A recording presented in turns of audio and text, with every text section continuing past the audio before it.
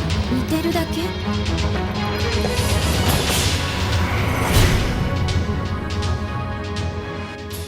Welcome back to Retro Rebound.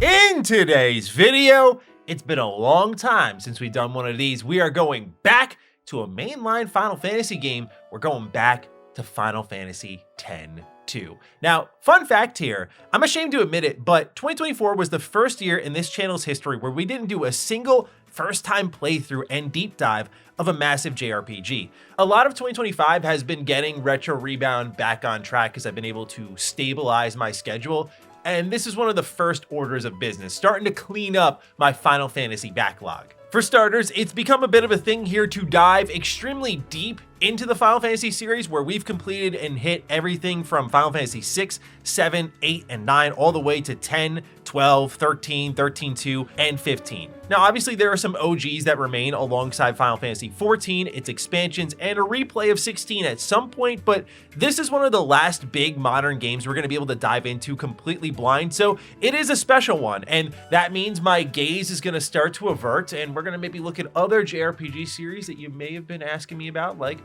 Xenoblade, and checking that out for the first time outside of 3, which was phenomenal. But enough setup. If you know our Final Fantasy deep dives, you know this is going to be a huge video, so let's just start setting the table here. I am not afraid to admit I'm a bit of what I think people would define as a Final Fantasy contrarian, I guess. I love Final Fantasy 13, I'll defend it to the grave. I enjoyed Final Fantasy 15 a ton before its DLC. 9 happens to be my favorite. I don't know. I think what's special about the series is like each game has its own vision and different approach while still having that same through line that makes it undeniably Final Fantasy, but that means that every Final Fantasy can appeal to a specific demographic, but at the end of the day, there are definitely ones that are hotter takes compared to others.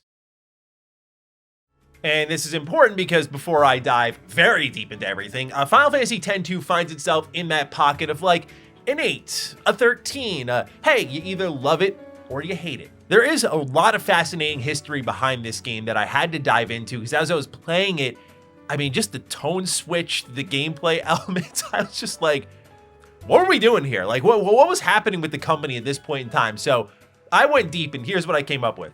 Final Fantasy X-2 was actually set up in the international version of Final Fantasy X with a little epilogue section called the Eternal Calm. It's about a 15-minute short story that serves as an epilogue to Final Fantasy X, but at the same time, I was looking at old trailers and hype interviews and marketing pieces for Final Fantasy X-2, and while it was the first sequel in Final Fantasy history, it was being defined as a great starting point for fans, and that if you've never even played 10, you'd be okay. And you could definitely feel that tug of war in the game. There are moments it's like, you need to play 10 to really appreciate this, and there's times the game repeats things that are very obvious that would be obvious among these characters so that newcomers can feel caught up with everything. Now, what I found most fascinating was that this game really goes against everything series creator Hironobu Sakaguchi personally stated about Final Fantasy.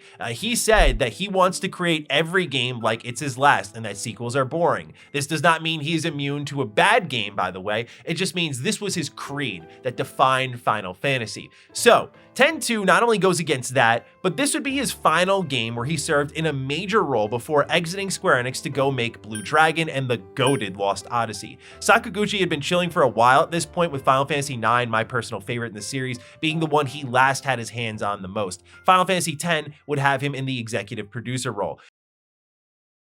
He also helped make Final Fantasy The Spirits Within, which bombed terribly, and he resigned shortly thereafter. His departure would be felt even more as Final Fantasy would carry into multiple sequels with 13, and these would be directed by Toriyama, as well as cementing his legacy as the Final Fantasy director, where it was a bit of a bumpy ride. Toriyama we're going to talk about extensively, but he'd go on to become known to me as like the Final Fantasy sequel director. Like, remember Revenant Wings on DS, this random sequel kind of story to Final Fantasy 12? He directed that, directed 13, which ended up with multiple sequels. So yeah, this guy is very familiar with the Final Fantasy sequels, and this is where it all began for him. To be fair though, he co-directed Remake and Rebirth, so it's not like it's all been a bumpy ride for him. In many ways, I found that this game ironically proves Sakaguchi correct about everything. Final Fantasy X-2 is not bad, but I think it lacks the vision, the emotional punch, the execution, and worse yet, the interesting characters and dialogue that give this series such a special place in gamers' hearts everywhere. I'll get more into it, but I don't think I can hand wave the tonal contrast just because it was intended by the team. Like, to me, intent does not equal good execution if it still feels bad and goes against the core identity of what was established before. That's just kind of, to me, a messy sequel. But I'll get into what this game I think does very well, sometimes even in its story. Because another difference here is that it is an entirely female-led Final Fantasy game, and the goal was for women to experience the emotion of the main character for themselves. And hilariously, in all of the making of videos I watched, I did not see a single woman appear to say anything about this at all. But I can imagine this was important. You know, I had the opportunity to see Vaughn or Cloud, and so it was definitely, I think, really important for girl gamers to step in and actually see like a female lead. And then I think the torch was really carried with Lightning, who I adore. Perhaps more drastic than any of this, though, is that Final Fantasy X-2 serves as the dramatic tone shift from not only one of the most melancholic games ever made, but also prior entries being very heavy. Final Fantasy IX, while jovial, still manages to punch you in the gut with its focus on loneliness and the power of friendship in a tangible, not corny way. Final Fantasy VIII, I mean, have you not seen Squall? I get that the story is ridiculous, but this dude did not smile until the very end. Final Fantasy VII has you playing as a literal eco-terrorist and tackling the death of a planet, and you get my point. These games are serious, and X-2 will surprise you with its levels of ridiculousness, even if you are going in expecting it. At the same time, though, I'm playing this in a world where I experience Strangers of Paradise, and Jack Garland just says what's on his mind. I don't give a fuck who you are. So that is the fascinating history of this game to sort of set things up.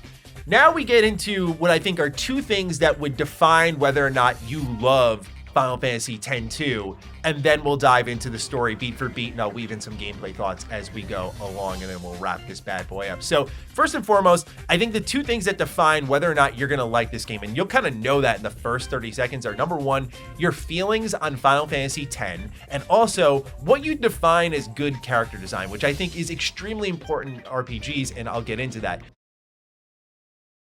Starting with Final Fantasy X, as many people know, I got berated for my takes on that game. It's one of our most popular videos here on the channel, and many of you were displeased when I walked away saying, like, I think it's pretty good, but it's not like my favorite.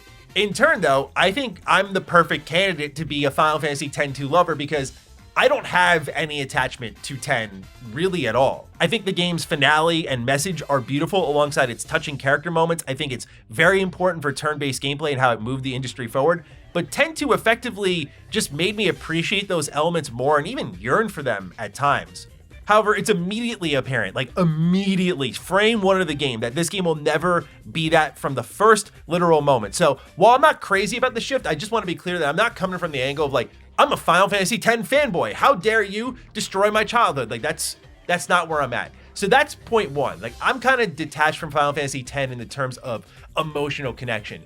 Step two, though, is character design. I mean, everyone in this game that you previously knew, particularly like Yuna and Riku, gets shaken up pretty hardcore in tone and in how they dress. Now, Charlie's Angels is obviously an inspiration for this game, as admitted by director Motomu Toriyama, but from the poses to them taking on missions, I mean, you could just very much feel that. And also it takes just one trailer viewing to see what was likely responsible for some of the game's character design. Now, the character visuals here don't really do it for me, but I think there's two ways of looking at it. Like the first angle is the total girl power of it all. Like Yuna is free from the burden of a literal death march, and her outfit evokes that alongside elements of Tidus, which I think is really cool. That freedom can also be found in the character actions, like her being a pop singer and dancing without a care in the world on stage. Plus, leaving behind her old outfit is also communicating to the player that this journey was defined by even her wardrobe. And I don't know if this is weird for me to say, but I'll say it anyway because video games are art to me. Like when I went through a bad stretch of anxiety in 2017 and it was like really hard for me to escape,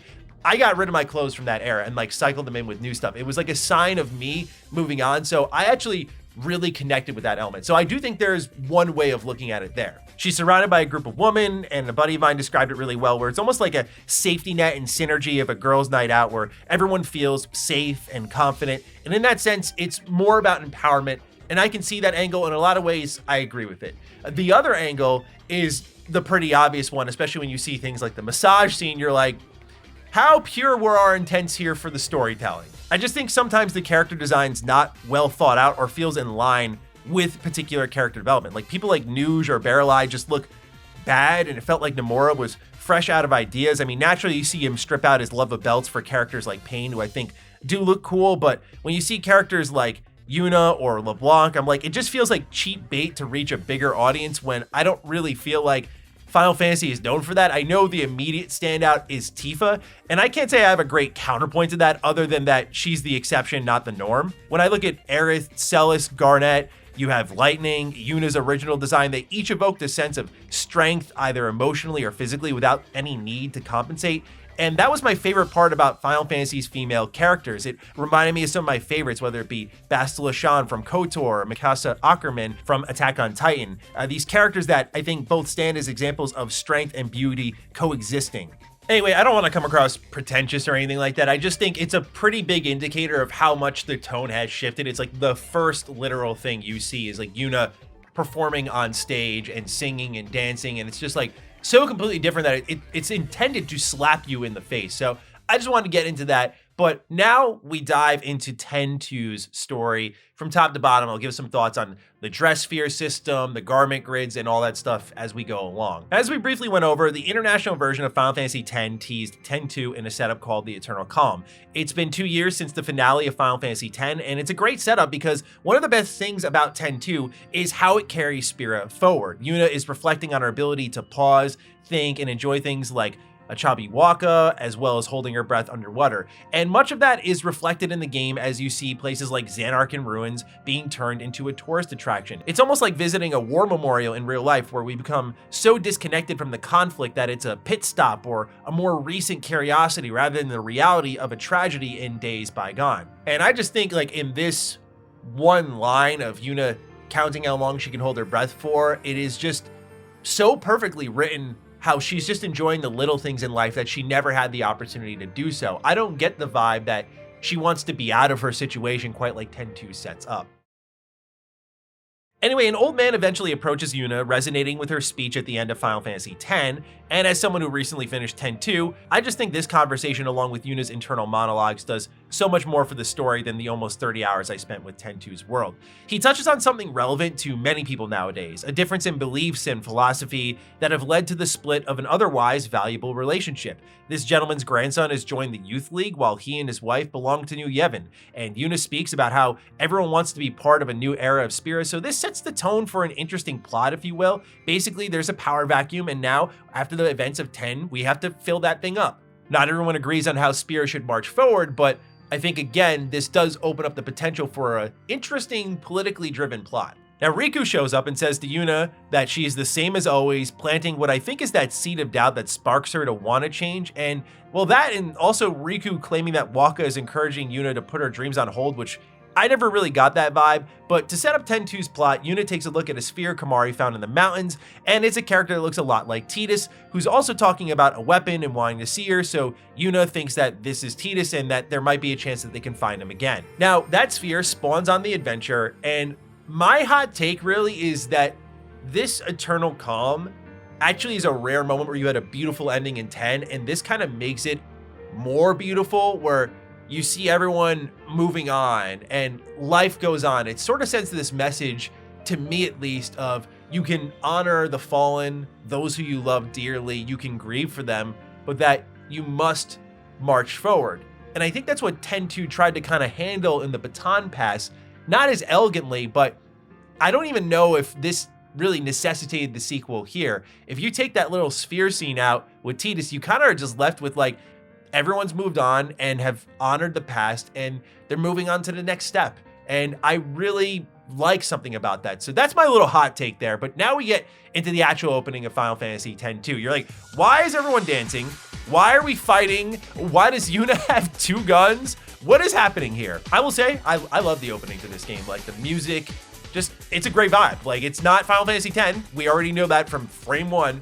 So it's just a great vibe, just bopping out. Like it almost feels like the way Yuna's dancing in her songstress dress sphere just seems like she's moving perfectly to the beat. When the real Yuna steps in with her 2 guns and unloads in front of the trio that's gonna harass you all game in LeBlanc, Logos, and Ormi, this is where we get introduced to the combat with the garment grids and the dress spheres, because that's how LeBlanc was dressed as Yuna. Now, what's great about this system is it actually serves both a narrative and gameplay purpose. So this is probably a good time just to explain what's going on with the combat in 10.2. It's moved back to an active time battle system, which I do actually like a lot. I'm just kind of confused why they, evolved turn-based combat with Final Fantasy X. I'm talking about in that time period Final Fantasy X releases, and then they go back to this more traditional style combat. I don't quite get that move, because that would symbolize to me as a fan, like, oh, they're going back to the original vibe of Final Fantasy, cool.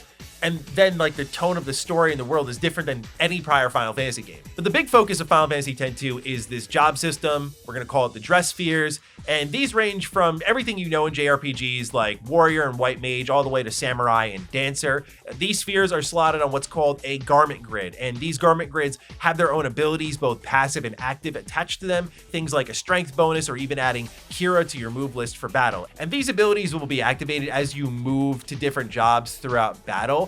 My problem is, as I'll get into with kind of the conversation around difficulty, is oftentimes that never really felt necessary to me. It is a great idea on paper, just between that and even when you turn off the dress sphere transitions in the options menu, which I did, there's still like such a lengthy transition where I'm like, you know what? Don't really feel like doing this, and it's not super needed for me oftentimes either. But what this does unlock is that instead of Lulu being your exclusive black mage or Riku your exclusive thief, you can do what I did, which was make Riku your warrior for like 80% of the game, and it'll actually work well. That is the beauty of this game's job system. It just lets you be whatever. You want Yuna to be a damage dealer now in a way that's not magical? You want her just to do physical? Go ahead. It works. These dress spheres also have abilities that you'll gradually unlock as you spend more time using them. This is something I thought, on a side note here, Sakaguchi did a really good job with evolving in Lost Odyssey, where you could link up between mortals and immortals, and you could gradually just share abilities in this massive pool, and had like a great sense of progression while evolving what every character could in total do. It was awesome. And it also created chemistry throughout your party. So this is kind of the birth in my head of that and what it would eventually become, and one of my favorite JRPGs ever. Final Fantasy X already didn't have like a massive equipment system, so in this game, it's also streamlined. You have accessories that are going to be your best friend. Maybe you'll automatically cast Haste or Shell at the start of battle. I loved one that doubled my HP or gave a massive boost to Pain's strength, but that's basically the long and short of it. So after this fight, we learn that Yuna just can't stop dancing. And that's because, as Shinra explains it, it's the emotions of the person recorded in the sphere passed on to the user. And this will be a fallback narrative option that is funny, admittedly. Whenever they ask more questions, he goes, I'm just a kid. But Shinra will just show up with like convenient answers throughout the game. And it just feels like there are these moments where the plot's not well thought out because they just kind of want to lean on the jokes and the comedy, and that's fine and all. But when it is because you created your own plot holes and now you're like, well, I'm just a kid. So I don't know the answer to that until you actually need that answer like later in the story. Then I'll have it. That is already like problem one, I think, with this game's narrative, is it just tries to take itself seriously enough where these sorts of things end up mattering more than I think they do to others. In your next mission, you're going to beat LeBlanc and her crew to the punch on a sphere, and you'll get a mission complete pop-up, which establishes a more interesting aspect with this game, is that it now opens up into a more non-linear structure. Now, I love me some mission-based Final Fantasy. I think of immediately Crisis Core. I'm like, sign me up. I'm all aboard on that one. And this game has a little bit of that vibe here. And what you start to get a feeling for is that like 10.2 had to walk so a lot of games could run. I think of 12's kind of openness and freedom, 16's side quests playing a massive factor in the main story where they're arguably mandatory, or 13's shift to that mixture of a swiveling camera and turn-based gameplay that's sort of riding the fence of an action game, but also not.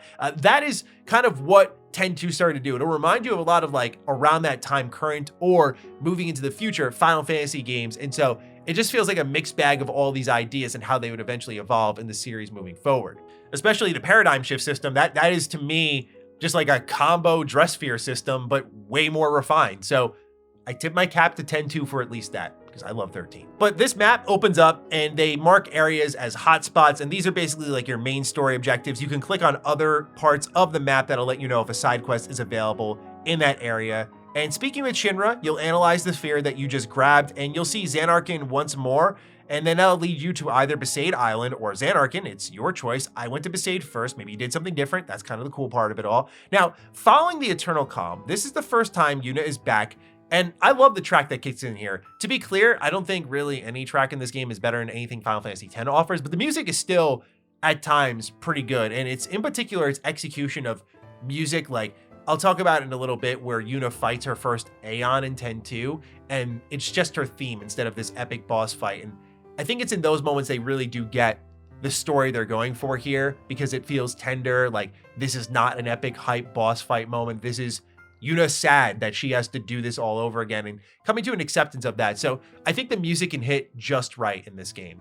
Now that we're back in Besaid, you might remember that Yuna in Eternal Calm pieced out with so much as a word to Wakka or Lulu, so this is her first time seeing them in a couple of years. Certainly there'd be choice words for her, or at least Riku, but not really. Probably the best moment of this stretch is Lulu looking after Yuna, ensuring she doesn't get used again, and they're bonding over the incoming baby. And it's in these quiet moments that I feel like you sort of miss how things used to be in 10. Like, 10-2 wants to just keep you going, keep you doing things, but I think the beauty of RPGs is when they slow down and they let you just develop these connections with these characters. And especially in 10-2, like a rarity at the time for Final Fantasy, it's like we get to reconnect and see how the worlds move forward and how we're feeling about these things and like how our lives are moving forward. And I think these moments are nice at the very least. I think they could be done better, but they're nice. But at the end of the mission, you're going to learn that there is a sphere somewhere on Besaid that Wakka was looking for which Chaopu said is from their parents. And Wakka said he just forgot about it until talking about Yuna's sphere hunting the prior day. But he's afraid he's going to find it because it may disrupt the strong memory he has of his parents. But he kind of wants to find this thing, long story short, because he's about to become a parent and he thinks it might actually help him, which I think ties a good knot on his story as we'll get into the finale. So we're on to the Xanarkin ruins. This is where Spira's evolution is most felt.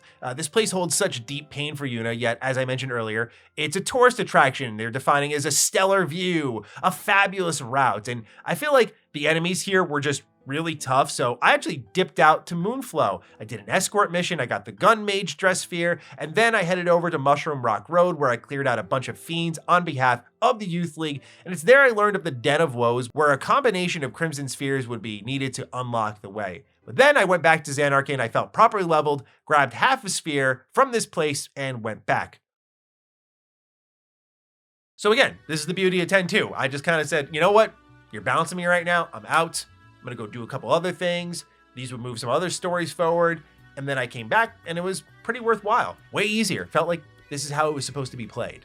So now we're off to Kilika Island. It's been rebuilt by the Youth League, but tension is said to be building because of this awesome sphere is in the middle of New Yevon and the Youth League. Now, this is the first time we lay eyes on what I think is like the most hideous JRPG character of all time in Nuge. He is the head of the Youth League, and he announces that this sphere will document the true history of Spira, and he blames New Yevon for wanting to hide the truth. Now, Nuge also represents a strong tie to Pain's backstory, as we'll explore later on in this video, but the most foreshadowing we get is that Pain just knows who Nuge is before everyone else. But that doesn't really feel like a true indicator of a past then and there if you're playing it for the first time with no knowledge like me, simply because he's the leader of like a very important faction in this story. So it feels like most people, if they're gathering around him, know who he is. And given that they have a very touchy backstory, Nuge and Pain, and kind of left things with a bullet in their back, I thought she'd have a stronger reaction. This is the same thing that I was talking about with like Wakka and Lulu and Yuna. Like, I thought there'd be a stronger reaction. Is it my fault for having those expectations based on the extreme nature, like people getting shot in the back by close friends and people who went on a whole journey together, randomly up and leaving and not seeing them for years and then coming back like, hey, what's up? Is it wrong of me to expect like a little bit of a stronger reaction? It just disconnects me, unfortunately, sometimes. So YRP decide in a bit of selfishness that they're actually going to grab the sphere between these two factions and have it for themselves. You fight a boss and that's when you get your sphere, but this is when I started to actually notice some balancing issues. So let's dip back into the gameplay for a moment here. I talked about doing the side content earlier, and a lot of it feels pretty mandatory where I would seek it out for narrative purposes. However, by doing that, I actually immediately began to steamroll the game outside of a few challenges ahead of me. Now, as you'll see later in the game, and I'm not afraid to show it, you'll just see me mashing the attack button a ton through many random encounter fights. And I understand people's defense of the game's combat systems, but I only found combat systems as good as they are worth engaging in. And by that, I mean that the game did often have me asking why switch spheres if I'm already barreling over enemies. Fun is king, so I won't argue with those who are still finding the fun in it, but to me it was a reminder that a nifty combat system still requires really good enemy design, otherwise you have no reason to really engage with its other systems. I define it a bit like a combo system. Like, if I can do a 100-hit combo, that's cool, and there is a fun ceiling to that, I would call it, but why would I do that when I can wipe out that enemy pretty easily in 10 hits, so there's a more efficient way to get there that's far less complex, and the game's not really asking much of me. So I know I sound like a bit of a fun killer, I'm sorry, but like Final Fantasy X-2 to me is good JRPG combat, where there are other examples out there that learn from these sorts of mistakes and are great JRPG combat. Anyway, the boss is dead, Spira is ours, chapter 2 begins. We're watching and we see this Tidus-like figure once more approaching the Vecna gun, and Len is mentioned for the first time as the scene ends. Now, after this, because you got what you wanted, they decide they want to give the sphere back. And I guess the goal of this narratively, I feel like looking back in the footage, I'm like, I guess they want you to connect with one side or the other. So you make a choice, like, who are you going to give it to? So you take some time to mull over it. How do you do that? Yuna throws on like a little concert on the deck and goes, la, la, la, la. I'm like, all right, I don't know what's going on at this point, man. But anyway, she starts to get upset.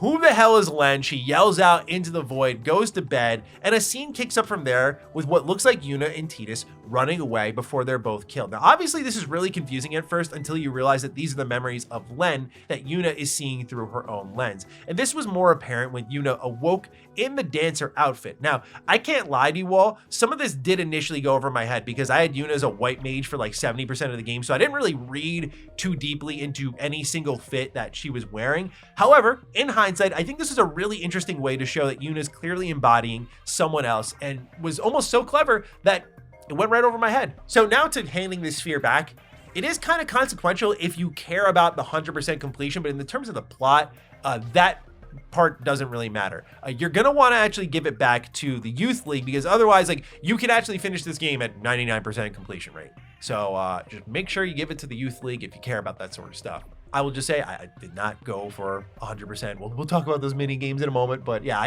I did not do that. Anyway, this is where the story, I think, has an interesting bump here. You have a faction that preserves history, another that exposes the truth, but I feel like very little of the plot so far has explored them. So this marks Nuge and Payne's real first face-off when you hand back this sphere.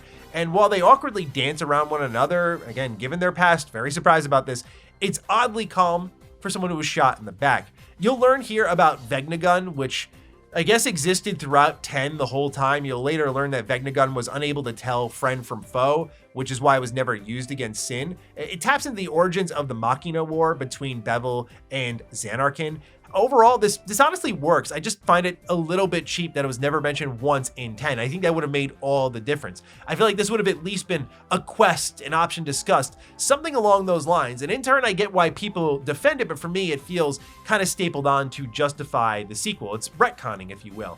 This also sucks because as we dive deeper into Shuyin and Len's story, I really don't think the Vegnagun had to be created to tell their tale. This means that this could have come together a lot better in my eyes without really ever having to have a potential lore sacrifice. Nuge will just recommend Yuna forgets, and I love how she handles it. Yuna already saved the world once, right? So a lot of this game is about Yuna just like, I'm not doing this shit again, man. I've done this before. You don't need me to do this again. I don't want to do, come on. So a lot of this is her running away from almost her fate of being the world savior again. Now, that broken sphere from earlier in the story has actually been stolen by LeBlanc. You learn this when you get back to your ship. And so it's time to steal it back because you just stole something from someone and gave it back. So now you're going to take this other broken sphere that's been stolen from you and go and steal it. I just like, we see a well thought out plot here with great character motivations building before our very eyes, clearly. So to get into the Chateau LeBlanc, you must acquire 3 outfits. This is where you kind of just let the fun factor take over. It's a bunch of side quests, bunch of main quests, all available to you. You get your 3 outfits finally, and you enter probably the point of the video that you may have even clicked on it for, just to hear someone who's never played this game before, did not expect this, to talk about this moment here in chapter 2. This is where I started to argue with myself a bit about certain outfit and creative choices in the game, where I'm like, why are we having the mission described as give LeBlanc the massage of a lifetime? Watch her reaction and adjust your technique accordingly for peak pleasure as she legit moans. Oh, that's nice. Like, you gotta wonder, if you're the series creator and you're like, bro, I know I made Tifa, but like, maybe I was out of pocket. I don't know. Tifa's great. I love Tifa, but like, I wasn't thinking this. I didn't think this is where we would go. And so I could be wrong. He said, in fairness, that he never wants to work on Final Fantasy again because he loves 14 and he'd just rather be a consumer of it. So I love that for him. I love that his own series has continued on and become still one of his favorite things that he loves to play. But I don't know, man. Like, if I was him as a creator, like, this wasn't my vision, I'd be like, bruh, what? Video Games 24/7 had an extensive write-up called Where Final Fantasy Went Wrong and How Square Enix is Putting It Right. And the article illustrates how producer Yoshinori Kitase set out on a mission to restore Final Fantasy to its former glory. Now, keep in mind that around this time was 13, multiple sequels, each selling worse than the last. 14's initial launch flopped. 10-2 represented the series kind of losing its way for a lot of people. It was a good read and shows that love or hate current Final Fantasy, a lot of the glory was restored when you look at 7's remakes, 16, 14 sustained dominance. Hell, let's put some respect on 15 and what it did to keep the series alive. So mission accomplished is what I'm trying to say. Anyway, I don't want to speak for Sakaguchi and what he was thinking at the time, but this part just kind of set in stone at least one thing.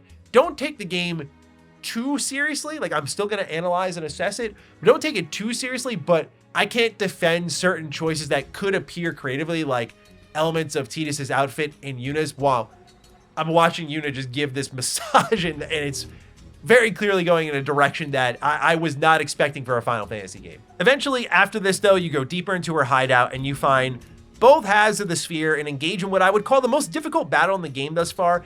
These three have a team attack that'll absolutely whoop you, and it caught me slacking enough that I had to retry actually. Their ability to buff one another while keeping you blind and hurting you made it tough to remove these ailments, heal, and then put on the necessary hurt in turn that could remove at least one of them. However, they're like a deck of cards where if you fold one of them, I think you break through the rest. So I took out Logos first because he would build the combo damage and then they would just lay on the hurt afterwards, and it bugged the hell out of me. So finally taking him out, it was kind of just rinsing repeat after that to take out the rest. After this battle though, you assemble the two spheres together and you see Vegnagun once more, and you learn it's buried beneath Bevel, concealed by Yevon.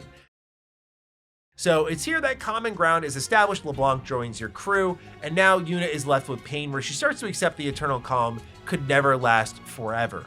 And I know I'm kind of like hammering the writing here, but to me, this is where it starts to feel like Yuna is too one note. When you compare her moment of peace and how she thought about it in the eternal calm versus how she thinks about the peace being broken here, it just feels like two completely different characters, where you have one talking about holding her breath, a chubby Waka, contemplating her peace, versus just ignoring responsibility and going, it couldn't last forever, I guess. So now you make it to Bevel because you're looking again for Vegnagun, and your target is Baralai, who leads New Yevon, and by capturing him, you could be taken to Vegnagun, where you can then dismantle it, save everyone, and Yuna's job is over. Now, beneath the temple are fiends that, as you fight your way to its core, I love how the music just carries on in this ominous choir throughout both exploration and battle. It gives the feeling like you're about to stumble upon something terrifying, except at the end of this all, you find nothing.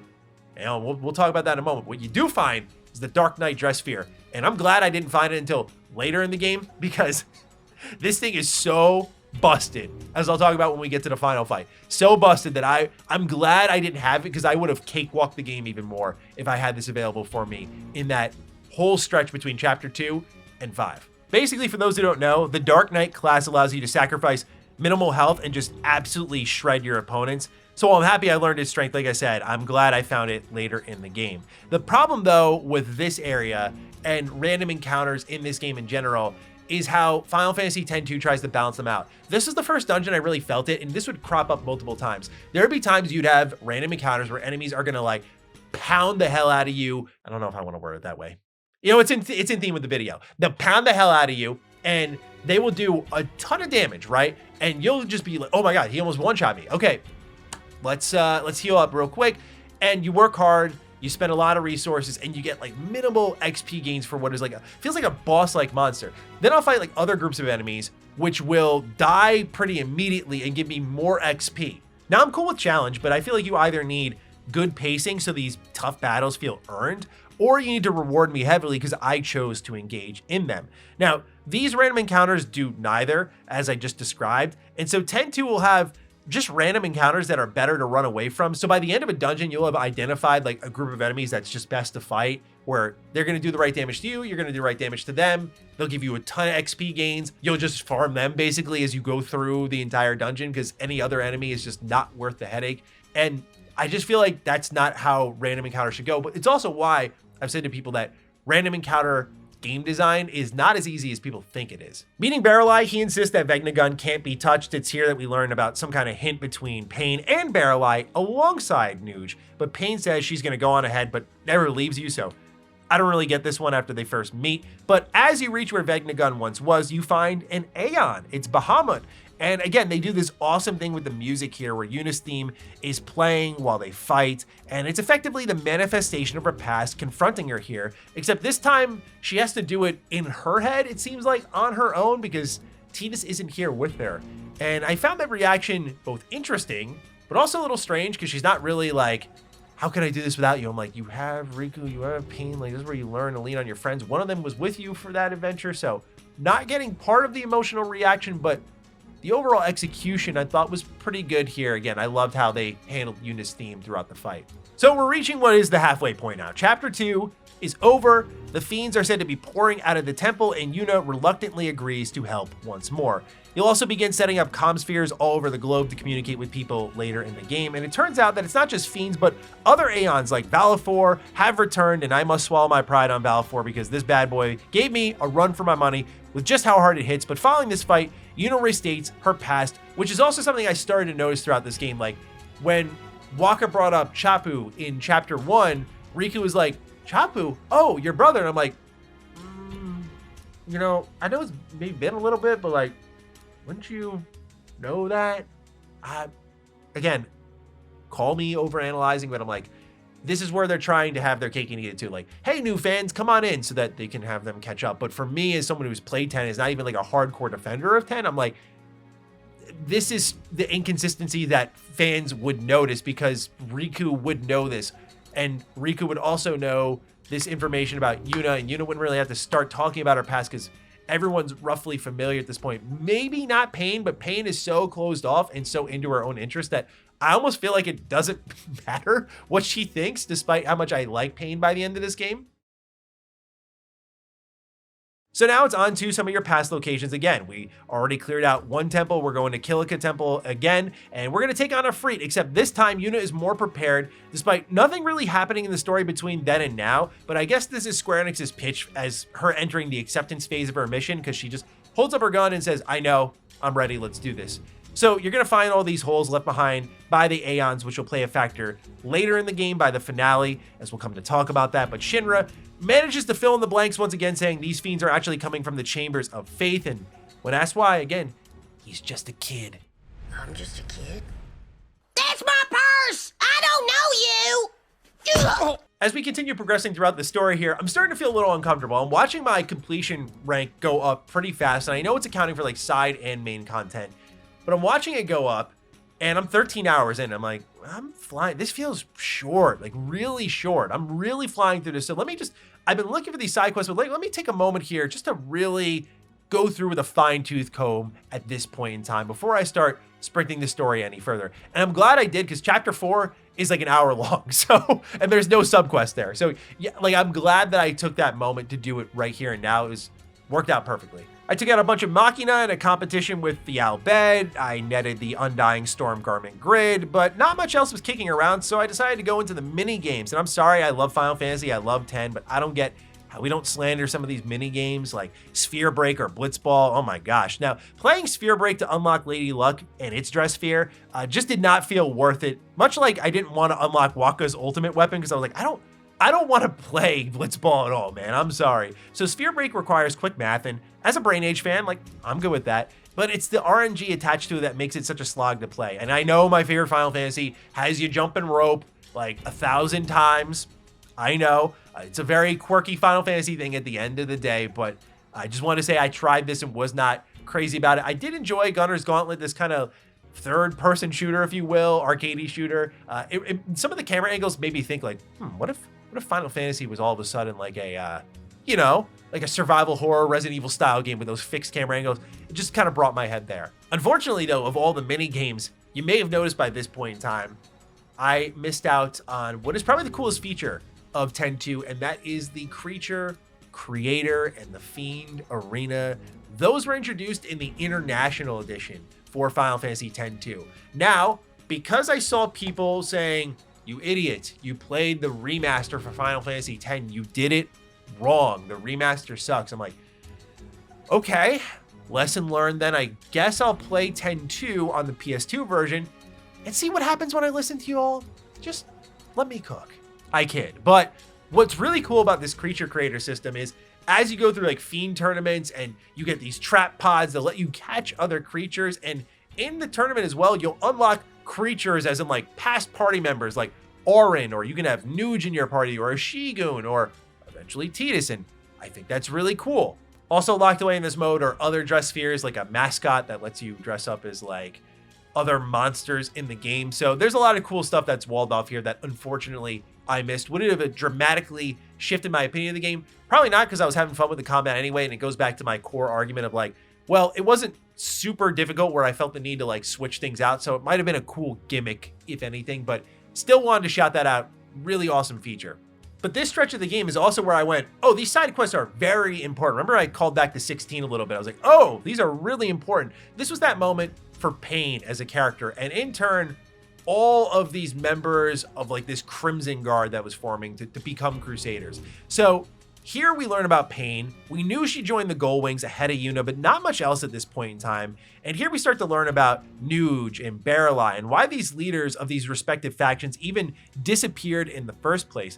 Vegnagun apparently ran because it knew something was coming to destroy it. That's why it was empty earlier at the end of chapter 2, which just opens up this whole thought of mine where, again, going back to 10, we have this destructive weapon with a conscience that so long as we don't bother it, it'll leave us be. And also, while researching, I came across this great point. The spheres are so blurry. They're like kind of damaged VCR tapes, yet our tech is so good for Vegnagun to be this very sentient being weapon.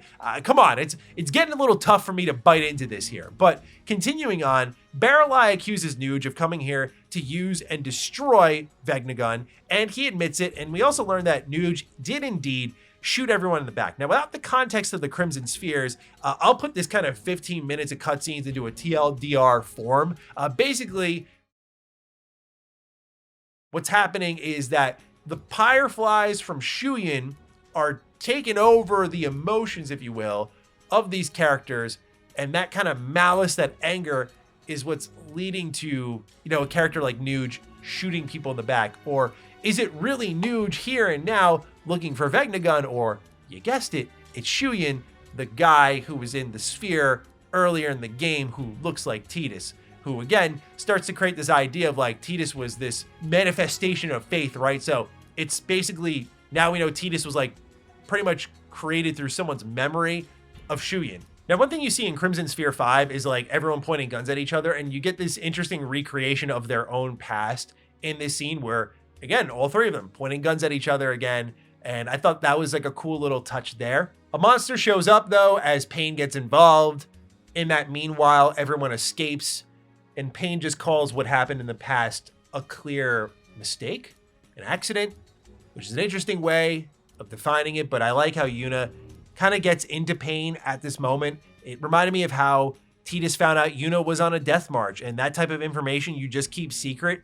And despite it having an impact on their mission, Yuna's faith in Pain didn't waver here. Like, she didn't need to pry for those details, just like Tidus didn't when it came to Yuna. It's subtle, but again shows really good impact on how this character has influenced Yuna. Now, by the earlier parts of chapter 4, Pain will open up on the deck of your ship and basically tell you what happened in the Crimson Sphere from earlier, confirming this is why she joined the Gold Wings in the first place. So while many people complain they should have been Lulu, it feels like Pain actually has her place in the story, even if it's not well done because of the characters and the interactions that surround her. I think her purpose makes sense and fits well, and there's a reason why she was like there ahead of time. I like that she has her own history in this game.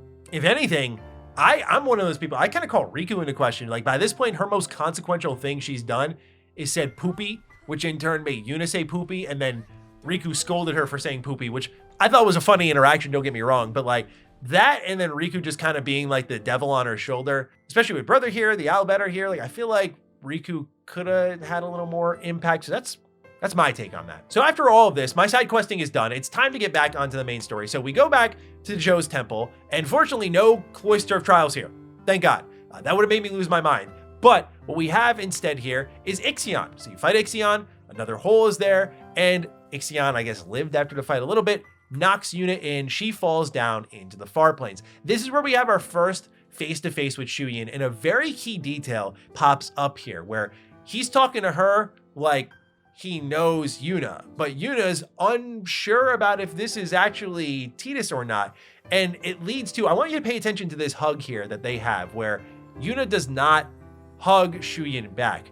This will be key when we get to the final scene in the game, and I'm glad I went over all of my footage while writing the script for this video, because I saw this and went, that was awesome. I like how they handled it. But this scene here is very important because of that lack of hug from Yuna. She knows deep down this is not the person she is seeking, and she's still very confused. Turns out though, this Shuyin's actually Barreleye in the far plane, and he was controlled by Shuyin, so you get that dot connected there. If you press X while you're exiting here, you're gonna hear the whistles, and basically your protagonist from the last game is going to lead you out of the far plains. So now we're on to chapter 4. We're nearing the end here. This is the shortest chapter in the game. Like, it is an hour long, maybe. And at the start of chapter 4, it turns out Shinra also knew that Len was the girl from the dress sphere at the start of the game, but he never said because no one asked. Again, you see what I'm saying here?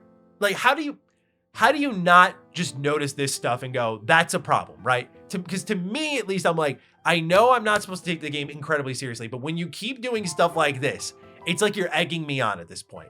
So after checking all those comm spheres you already set up and having a conversation on the deck, you learn that Spira needs a leader and there are none to find. So what do you do to unite the people who are about to war against each other on different philosophies and beliefs?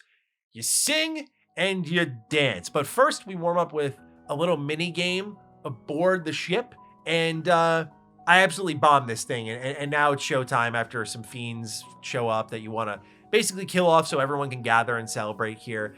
Followers of New Yevon and Youth League are all squabbling with one another, but then this song hits and this enchants them so much that their differences are forgotten and united against a common threat. Now that would be the very basic way of putting it, but I think between the opening song of the game and then this song here, there is, like, again, really good music in this title.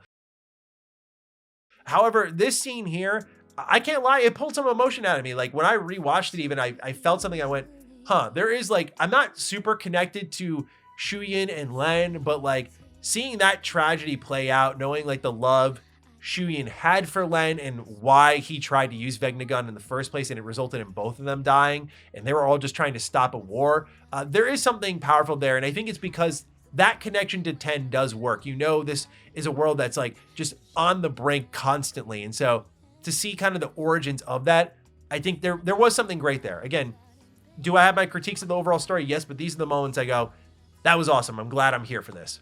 But the question you might be having if you've never played this before is like, why is Shuyin so bitter? Beyond being like gunned down, you know, why is he so bitter, and why is Len trying to connect to him through this dress sphere? It's because his spirit has not rested for 1,000 years of agony, as we'll talk about with the final fight. And so what's happened here is that Shuyin did not hear Len's final words, which were, I love you. And so it's kind of on Yuna to deliver Len to Shuyin to get those words there, so then Shuyin doesn't use Vegnagun to exact his revenge on everyone who took everything from him. They met a tragic end. He's angry about it. Len's trying to stop him. That's the TLDR. And so maybe if I were to dive a little bit deeper into my issues with this game and its story, it's that the sincerity is so frequently disrupted, like Brother acting like an idiot, or Riku saying poopy, or LeBlanc saying noogie woogie, or even the music at times, like the music aboard the ship that hits as you just exit like an emotional scene. Just, I don't know, it's just so up and down. And so 10-2 still, I think, and maybe people don't agree with this, wants to be a somber tale, but I feel like they had the pieces for it and just tried to move away from it for the sake of being different, which is very much the Final Fantasy way of doing things. Like, we're gonna do things differently just cause. I mean, You see in the mini games or like the dialogue choices or the way they gamify like narrative at times and like the very old Final Fantasy games, like it makes sense. It's just, I don't think it was the right place here. But literally that's it. Chapter 4 is done. We're on to the finale now. And you do have a lot of cleanup work to do in the finale because what's happening is these side quests I've been telling you about briefly are actually all their own episodes per location. Like it's a story that's been moving forward throughout, some much more containing continuity than others, which may just feel like random odd jobs that by the end of the episode being complete, you're like, oh, right, haha, yes, I was following that the entire time. So I'll just kind of point out to me the highlight reel of them. The best one was on Besaid Island. Now Lulu has given birth and Waka is a father, but also remember that Waka was originally looking for that sphere that Chapu mentioned. And I'm very conflicted on how this one ends because it turns out there wasn't a sphere and it's because Chapu lied since Waka always kept him in line. And so Chapu says he just wanted him to be his brother, not his parent in a sphere they were watching. And so Waka has such a little reaction to this that I was kind of jarred. Like, you were so scared to see this, and you finally do, and your only reply to it all is like, brother, huh? And then he runs back to the village, and the rest of the story continues on. The only thing I can consider is that a lot of his story here is rooted in uncertainty, and hearing his brother call him a surrogate parent is like Waka finally understanding that he could be a good dad because he kind of has been one his whole life, despite never really meeting his parents. And so in that light, I get it, but that's just my interpretation of otherwise like very much lack of reaction where it's like he goes, okay, cool, I'm good, and then moves on along. After the scene, Waka announces Vidina will be his son's name. Lulu backs him, and that's it. Now, Lulu kind of feels like a spectator in all of this, which I think really does suck, but I'm guessing it's like Besaid Island tradition or something like that. So we move on to Luca, and Yuna visits the spot where her and Tidus let out the world's most famous laughing scene, whistles, and we see a Moogle appear that others can't see. And each step of this quest is a new flashback to Yuna and her times with Tidus. Now, particularly how she learned to whistle. So Yuna admits she isn't ready for these to be memories, and in a sense, this is her buying in that he actually might be really waiting for her. There was a youth league tournament that I just wiped the floor with all these enemies, and then Lucille attempts to wake up the youth league in place of Nuge by showing that they're no better than Sin with their threats of violence to make people see the other side. In the Thunder Plains, I fought my ass off. I ended up doing some grinding because I was insecure about my level at this point as I was closing in on 50. But Final Fantasy's endgame dungeons are always like absolutely ridiculously difficult. So now we're in the final dungeon, and I'm glad I did grind a little bit here because some of these fights are tough. Particularly, I struggled with the 3v3 fight against Mindy, Sandy, and Cindy. And I actually looked into this a little bit because I was like, these characters are named in such a specific way. I feel like there's got to be an origin story here. And they were actually the Magus sisters that first appeared in Final Fantasy IV, which is what I wanted to play next in the mainline series. So I actually thought that was kind of cool. Anyway, this is the type of fight where darkness is such a difference maker, as are the combos. If you have characters with like rapid attack, say like the Gunner's Trigger Happy ability, or the godforsaken Pasado ability that one of these three Magus sisters has, then not only does each individual shot add more damage, but so does the immediate follow-up attack. So it's tough to kind of calculate and time out, but when you nail it, you can lay on thousands of damage to your enemies. And this is the beauty of the flexibility. I just had Yuna spam heal as a white mage, sometimes switching over to Gunner to stack up some damage, and Riku would lay on AoE damage with darkness, and Pain would chill as a samurai, self-buff, never really have any issues, and just lay on a ton of damage with the Sparkler ability. Now, I made it through this stretch pretty much intact, and I was afraid of a repeat of Final Fantasy VIII where I was just like barely squeezing by. So I was feeling pretty good, but then I learned this is like actually the beginning, and the final dungeon features a piano alongside these electricity traps that I was awful at avoiding. And so I will just blame the camera angle and preserve my ego a little bit here. But I admittedly got a little lazy at this point because I was seeing the light at the end of the tunnel and tried to bum rush the dungeon because I wasn't in the mood for a puzzle. But 10-2 proved me wrong with what I thought was a really cool design choice I'll get into with the Ozzy Dahaka, which is basically a check for the type of player that's in New Game Plus. Now, as a level 50, he wiped me immediately and I had to do the piano puzzle. But I love that not every part of this game has it, but they did consider the New Game Plus player here. Like, oh, you don't want to mess with this sort of puzzle? You can run straight through, and if you beat Ozzy Dahaka, you can just blitz right up the middle of the dungeon. So if you're going for that 100% completion, this is one way you do it. I think it's just really rare that you actually can consider the New Game Plus experience in your own dungeon design. So I thought this is a really smart way of doing it. So the piano puzzle just involves you standing on platforms throughout various paths in the dungeons, and when you step up to the piano, your answer will be listed at the bottom and you just punch it in from there. The dungeon, as expected, is full of random bosses as encounters, which goes back to what I said before about some fights being more worth it than others, where some were a slog, some were really quick and gave you a ton of XP, which allowed me to overlevel for the final fight, I think. But especially in the final dungeon where I want to preserve my resources, I just saw how many bosses I was fighting, how infrequent the saving was, and I thought, you know what? I'm gonna cut my losses here, see how I do when I get to the final save point before the final fight, and if I have to grind, I have a perfect spot to do so. I just personally wasn't interested in limit testing. So now we jump over to the final stretch before we get to the final fight. We find Gipple on the floor, you're handed Pain's sphere as a gift from Nuge, and Yuna suggests Pain watches it now so they're focused on the final fight. And this video is the least convincing thing about these four's friendship as far as I'm concerned. Like, if you told me these are 4 online friends who used to play Discord together and then met up for the first time and this was their interaction, like, this is what I would imagine, because they're all dreaming of like flying a ship, and then Nuge says, "I'll work you like dogs," and they all burst out laughing. And I just don't get the vibe here why Pain would care about any of them. She asked what happened to this version of herself, and I guess that's part of her chase into the past. But I feel like this part of the story wasn't tapped into the idea that it wasn't the people who made herself like that, that more she just lost focus of herself because of her obsession with that past. Anyway, we hit one final puzzle of leaping on other piano keys, and it was a pain in the butt, but we made do.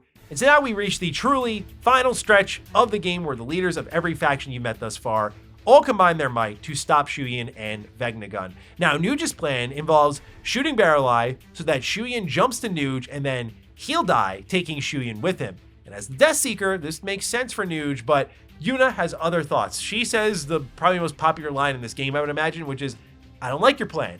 It sucks."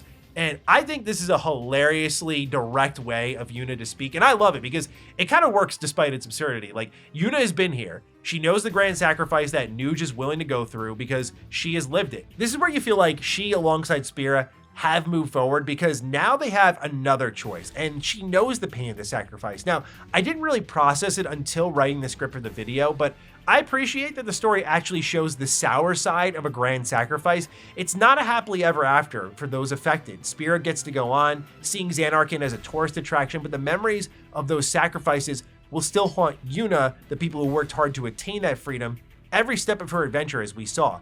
Now, is this tough to believe when I see her like singing a song or has an otherwise upbeat nature after like really depressing parts of the game? Yes, but I think this moment in a silo works.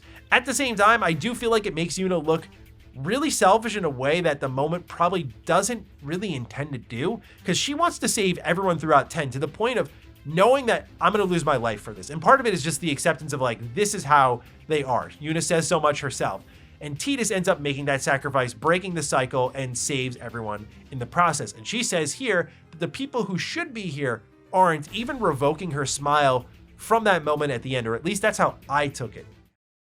I think it just puts an immediate, immature perspective on what had to be done. Like, she just can't accept that this is how things had to happen. That, like, Yuna doesn't even have the reluctant, "it should have been me" approach to her grief. It's just straight up like, this isn't fair. And she's kind of stomping her feet about it. So with that immature perspective, at least in my opinion, you have this kind of argument from Yuna that like, oh, let's just let Sin continue to torment Spira because I lost something that was, or someone that was precious to me, in turn to try to save everyone else. So while I get that this is the sour side of a grand sacrifice, I just think it shows that Yuna never really ever coped, and that kind of should have been the direction of the story, is Yuna learning to accept death rather than fight it to the bitter end and not really learn anything about the journey that they went on, which again shows where parts of this plot just were not thought out well. So Yuna's grand plan is to just go take apart Vegnagun since it's a Machina, which makes sense. They kind of said that in the first place, and in turn makes Nuge look incredibly stupid in my opinion, since his plan was way more complex and ridiculous than that. So what do? You fight Vegnagun's tail, the claws, or the bulwarks, whatever they call it, the feet, I don't know. Same deal here though. Pretty simple shell and protect strategy for me. And then after this, you fight Vegnagun's core. Dark Knight, my beloved, steps in. You just spam darkness and trigger happy, call it a day. By using darkness, you're going to wipe out the nearby bulwarks that will do any sort of damage and render the core completely useless. So you're just going to thump on damage constantly here. And you'll actually start to hear Orin during this part cheering you on, which I thought was a really cool touch. Then you fight Vegnagun's face. This is also like, you know, simple as using darkness over and over again. Same strategy. So you're not really switching things up. And I think that's fair because we're talking a total of 5 fights in the final fight itself. So yeah, I think it's fair that like certain parts are breezier than others. But the final fight here is Shuyin, and Yuna gets to speak on Len's behalf and tell Shuyin she loves him, putting his soul to rest, or at least you'd hope, because then he realizes it's not Len, it's actually Yuna. And so they fight, and you have basically Tidus's moveset here in animations. He uses the Terror of Xanarkin as the main threat here. And I found it especially hilarious in my playthrough that he always targeted Yuna with this. he's like, that's what you get for killing me, Yuna. But nonetheless, you beat him, and it's time for the ending. Shuyin finally gets to see Len after 1,000 years of agony.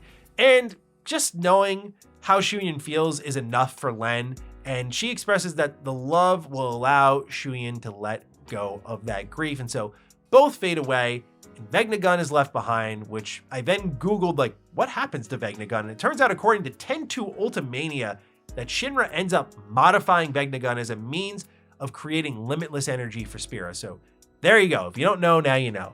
So if you press X as Yuna is exiting the far plane, again, you're going to have the whistling, and this will help you get that true ending. So after Nuge, Gipple, Barreleye deliver a unifying speech about working together rather than leading cults, they say, meanwhile, Yuna said it's time to go home. So she heads back to Besaid, and when you know it, here comes Tidus.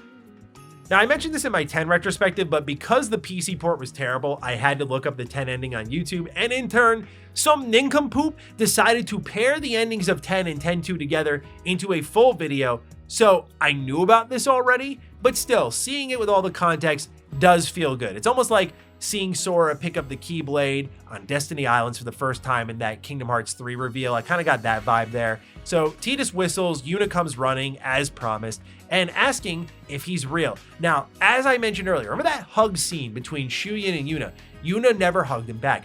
Yuna hugs him here and deliberately picks up her arms, hugs him. And I thought, oh, this is her welcoming him home. This is her believing, like, this is Tidus for real, because what she asked before that is, are you real? And then she hugs him. I'm like, yeah, that is good stuff right there. Now again, with the lack of reaction, it kind of comes up here as well. Waka, Riku, Lulu, little casual for the guy they thought was dead and gone, and now he's here. And especially I thought Riku would say something because she's the one who spurred Yuna on this mad dash. But nonetheless, that is the game. So it's time for final thoughts. To put it simply, I would call it one of the better 7 out of 10 games that I have played. It is extremely flawed, but it's not Final Fantasy VIII style flawed, where I felt like everything from the balancing to the storytelling to the progression just was in a really bad spot by the time I finished it up. Final Fantasy X-2 is more like a game that tries some new things, sticks to landing on some stuff like its job system and a few emotional beats or songs, but misses on consistent character building, quality writing, gameplay balancing, those sorts of things. So do I regret my time with it? No. Is it the worst Final Fantasy game I played? No. Like, I had fun with it, and I'm glad it was bite-sized enough. You know, I didn't want to go for 100% completion. It wasn't good enough for me to go ahead and do that, but I could see a world where in a New Game Plus, I just fire this bad boy up, I skip all the cutscenes, and I just run through what content's there outside of Sphere Break, and just have fun with what is there. So I can see why people like it, but for me, I think it's incredibly flawed still. So ladies and gentlemen, those are my thoughts on Final Fantasy X-2. Thank you for bearing with me in a movie-like video, breaking this one down. I hope you enjoyed. Let me know your thoughts on X-2 down below, and I will catch you in the next Retro Rebound. Peace out.